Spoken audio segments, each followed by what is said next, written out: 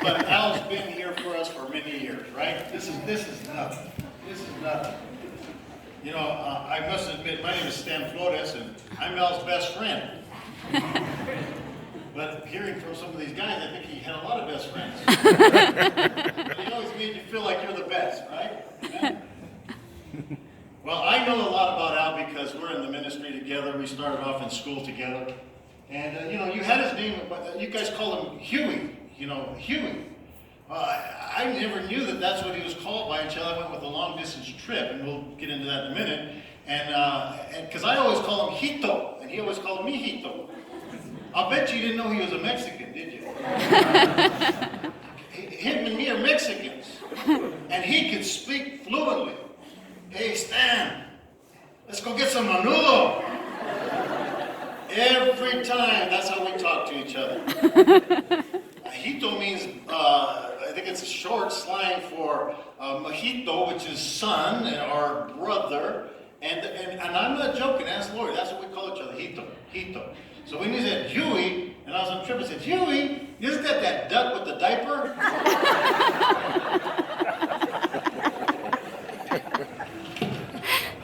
So I'm going to tell you a little bit about Huey, my Hito. Okay? First, it all started in North Phoenix Baptist Church. We all went to that church, a little church in Phoenix, Arizona. 20,000 members, but nevertheless, somebody came in our life before Al, and that was Lori. Next.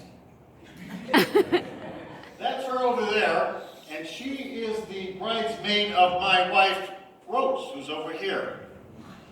And she introduced Rose to me. She led Rose to Christ by inviting her all the time because they were working together to go to church and to know Jesus.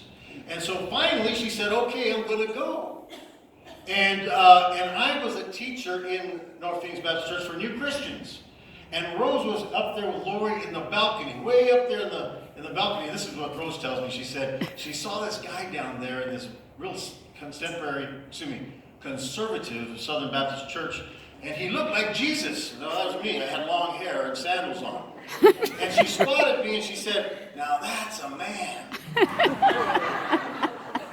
And Lori said, I want to introduce you to somebody. So she comes after church all the way down. I'm telling the truth. All the way down, touched me on my shoulder and says, I want to introduce you to Stan Flores. He teaches the New Christians class. And that's how we got introduced. And I married her 45 days later. Okay, but that's another story. She was a Mexican too, and there wasn't a lot of them in that church. Okay, just me and Al. So, anyways, she was our matron of honor. She met Al, and we became the best of buds. I mean, I love Al dearly. Next slide. That's Lori. In case you didn't know. Okay. And then we hung out together like a couple, just back and forth, back and forth. We loved each other so much. I stayed at their house, I don't know how many times. I think we hung out together, and we ate together, we laughed together. We were just the best of friends. Next.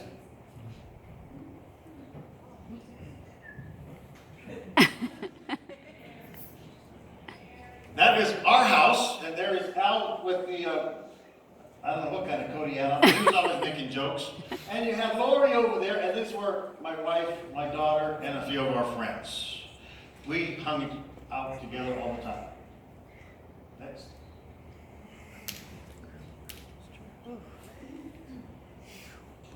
Now, we went to school together at Grand Canyon. It was called a college back then. It wasn't that big.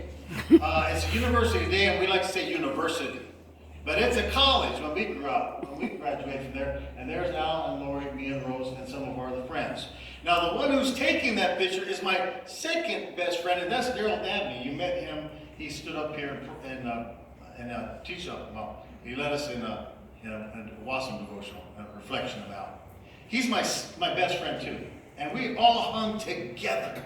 He's the one who took the picture. Okay, next. Then we said, okay, we finished with college, where are we going to go? So we said, we got 2 schools to choose, me and Al, and we said, let's check out both Grand Canyon, Golden Gate Southern Baptist Theological Seminary, that's a tongue twister, or Midwestern. So we said, all right, let's go. So we went on a journey. There's the sprint, Daryl. There's the sprint we went on. That's the one we told you about. And we went from Phoenix, Arizona, all the way to Tacoma, San Francisco. Okay, we went to San Francisco. Next. 11 hours. And during that time, we made some stops in Oregon Coast, and we had some stops. And that's how. That's how. And Lori and we saw the ocean. We were doing a wonderful time together. We just had that. Now, he's a man's man, right? I mean, this dude was huge, right? He was huge. He was the Adonis, if you will. I mean, it's like he took. All right, next. And then we decided to walk on the beach, things like friends do. Next. And then we went from Phoenix, Arizona to Kansas. I don't have too many pictures of Kansas. Wasn't much to talk about. Midwestern, that's all right. It's okay. I decided to go to Grand Canyon. He decided to go to Midwestern. And that's where we had a wonderful time together. I remember that fondly. Next. Now, one of the trips when I went to, Al was the kind of guy, he knows what pastors go through. He knows that, you got to come in there and you got to show yourself as a godly man and you're ministering to a lot of people and stuff. But he also knew that there needs to be some downtime, some rest and relaxation. And that's what I knew about Al. He would always, that family and Lori would always say, come on over, Stan, come with us. And they always lived in some cool places, like Florida, and they always, Colorado. They lived in some cool places. They said, come and hang out with us. Get some downtime, get some rest. And so one of the times when he was in California, he said, I want to take you on the carrier, Stan. I'm an honorary chaplain. I got access to the base. And me and Rose went there. We got to see the USS Enterprise. And the movie came out not too long after that. Tom Cruise. That was one of our favorite movies. One of our favorite movies. And we observed the whole thing. It was so cool. Next. Now, we're visiting in Florida. This is my pictures, by the way. It was on the scroll, but this is my picture. Here is Rose and Lori. They're posing real nice, and Al's posing over there. I don't know if you can see how he's posing, but that is one of those water shooting things, and he's over there like saying, take it now. Take it now. I mean, he's a hilarious guy. Absolutely funny. We couldn't stop laughing. And we decided, let's go to the Bahamas. Let's go on a cruise. Next. Oh, by the way, I wanted to stop here. I know the family well. They're very awesome. And you see that dog right there? That dog right there? When I was staying the night at their house, Al was always, he was a discipler. He was a disciple. He would always make disciples. He would always have homeless people living with him in his house. And I'd come to visit, and he'd say, who is this? This is so-and-so. Where'd you find him? And he would tell me. Well, and I ended up getting the couch. Well, they got the bedroom, but that's okay. That's okay, Al. We're buddies. And in fact, he made such an impression on me. I went home, I said, Rose, we got to get a couple homeless people. We got to get a couple homeless people. This is Al. This is Al. He loves to, and I'm not joking. He loved them people, and he witnessed to them like crazy. My wife didn't quite care for it. People I brought home, but nevertheless. Okay, well, see, that dog, what was his name? I don't know the dog, but it had huge fingernails. It had nails that went out like this. And it was like walking, and I'd sleep on that couch, and that dog would come up to me every now and then and go, and I'd rub myself, I look at him, what's the matter? He goes, and I'm feeling so bad for that dog. I wanted to go get the clippers. And I said, you know what, they just need to cut the toenails. I'll cut the toenails off. But I said, no, they'll get mad at me when they wake up. I said, because what happens, the animal, you cut the nails, they can't walk in it for a long time. They go, that'll be the last time they visited, I'm sure. But But anyways, Al was such a great guy and a giving guy. Don't you agree? He would give you the shirt off his back. Notice that. Next. That's me. I'm wearing that shirt. He gave me the shirt off his back. I have that today. Rose said, "When are you going to throw this away?" I said, "It's Al's shirt. I'm not throwing this away." And we went to this cruise down the Caribbean, and we had so much fun. Al was dancing. Is this one of those kind of Baptist church? You can't dance. He was dancing. He was at the next. And this was an interesting one because they had a cruise night where all the people who were on the cruise, they could go down and do a talent show. Okay, so I went down there with Al and Lori, and I said, I'm gonna get in that talent show. So I went and I gave them, it was during karaoke evening night, or whatever, and I gave them a song that I wanted to sing, the secret to Al and Lori.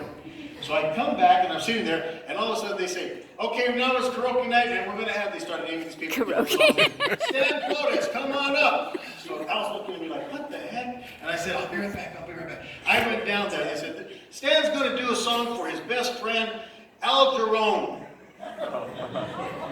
And I'm going to do that for you today. Al, I'm going to do it for you. Why don't you build me a buttercup, baby, just to let me down, and turn me around." And I was going, I can't believe this. Right, Lori? We did it. And he never forgot that. I got goosebumps. He's such a fun guy. And that was it. Next. And we got Lori dancing. This is just the kind of church you can still dance. It's a spirit. They're dancing in the spirit. That's Lori, my wife, dancing. She's got the Mexican spirit. We're having such a... I see that space over there? That was going to be for Al, because Al, I'm over here laughing, and Al's like this one. Next. And we had some good talks. And like I said, he was my best friend, him and Derek. And I could tell Al anything, and he could tell me anything. And we were just opening up, we confide in each other. And as a pastor to pastor, he would let me just unload, and he'd fill me up, and vice versa, it'd go the same way. And I noticed Al, in these 38 years of knowing him, I started seeing him, getting skinnier. And this guy was a health nut. When I came to visit them, he'd say, "Stan, you got to try this bagel and salmon and cheese." I said, "No way, throw that away.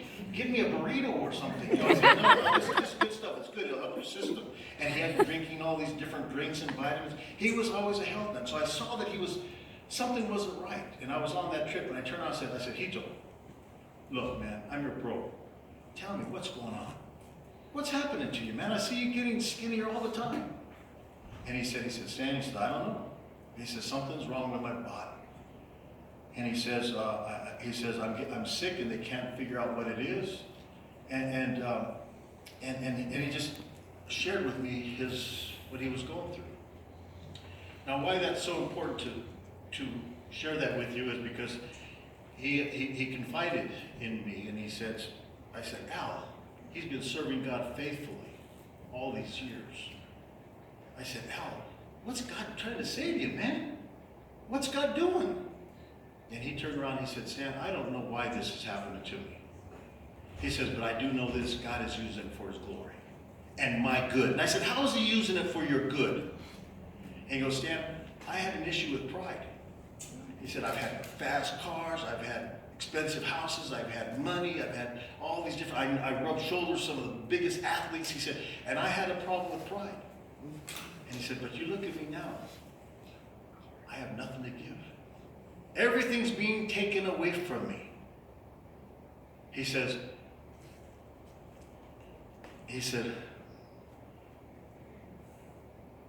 "Look, I'm just going to stop and tell you something. It's easy to praise God when everything is going good. It's easy to praise God when everything has been given to you and you're healthy and wealthy and everything else is going well. But you take away someone's health, ask Job. And I saw my brother here go through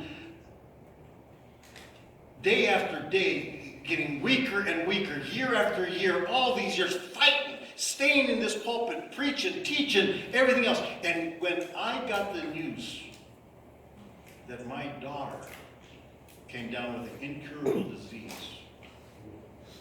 debilitating disease, and she's only 38 years old and 3 kids, who did I go to? I didn't go to anybody but my brother Al, because he was now in terrible shape. You were bringing him up here to preach. Al, I got to share something with you. And I'll tell you, nobody could give me the best counsel than that brother, that man right there. And then 3 years later, 4 years later, I get another call, or another bad news. My son has another different debilitating disease, MS. Who did I call? That man right there. Because he knew what it is to serve God unconditionally out of love. And Al told me this. He said, Stan, I don't know why this is happening to me, but I do know this. God is using it for his glory and my good. And then he said that verse.